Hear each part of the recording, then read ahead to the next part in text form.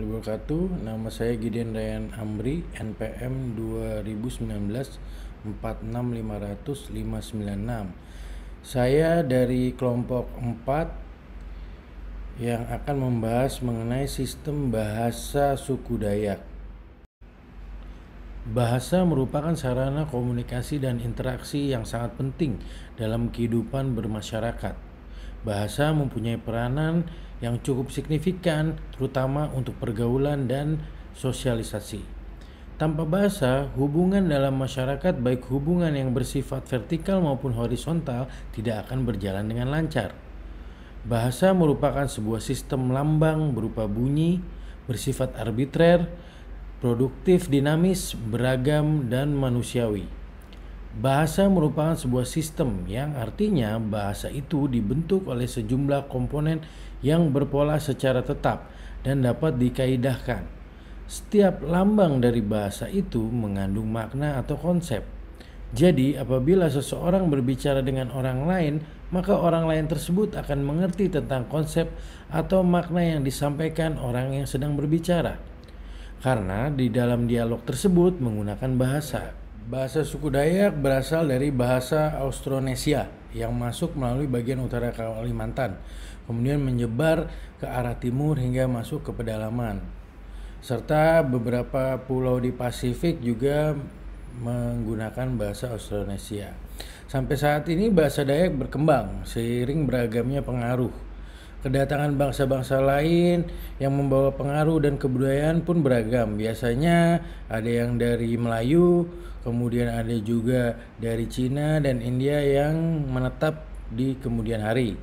Ciri-ciri budaya, bahasa, dan agama menyebar tanpa mengindahkan asal suku dan melintasi batas-batas kebudayaan serta bahasa yang tadinya ada. Beberapa sumber juga mengatakan bahwa bahasa di Kalimantan termasuk dari rumpun bahasa Austronesia, tetapi para ahli ini membedakan bahasa yang dipakai di Sabah dan Filipina, bahasa Melayu dari Sumatera dan Semenanjung Melayu. Selain pengaruh bahasa dari luar, bahasa dan dialek juga dipengaruhi letak geografis. Seperti yang kita ketahui, letak geografis Kalimantan yang lebih banyak ditumbuhi hutan hujan tropis pada umumnya ditinggali oleh suku Dayak. Nah, di Kalimantan Timur terutama memang sudah banyak suku-suku Dayak yang dapat berbahasa Indonesia, terutama untuk kaum muda, karena mereka sudah cukup lama berinteraksi dengan masyarakat lainnya. Dan juga mereka harus bisa berkomunikasi dengan suku-suku Dayak lainnya yang memiliki perbedaan bahasa. Bahasa perantara orang Dayak adalah bahasa Otdanum atau Dohoy. Sedangkan bahasa tertua adalah Sangen atau Sangiang yang dipakai dalam upacara adat. Pada saat ini hanya sedikit orang Dayak yang mengetahui bahasa Sangiang ini. Ya mungkin karena memang hanya dipakai di dalam upacara adat, sehingga generasi sekarang semakin kehilangan kemampuan untuk menuturkan kembali.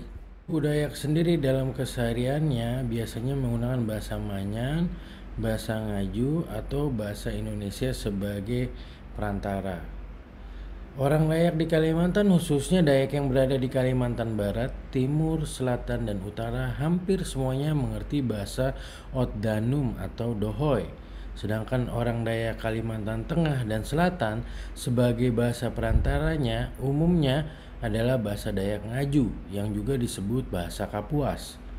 Tiap-tiap suku Dayak di Kalimantan memiliki bahasa daerah sendiri-sendiri dengan dialek satu dengan lainnya yang berbeda.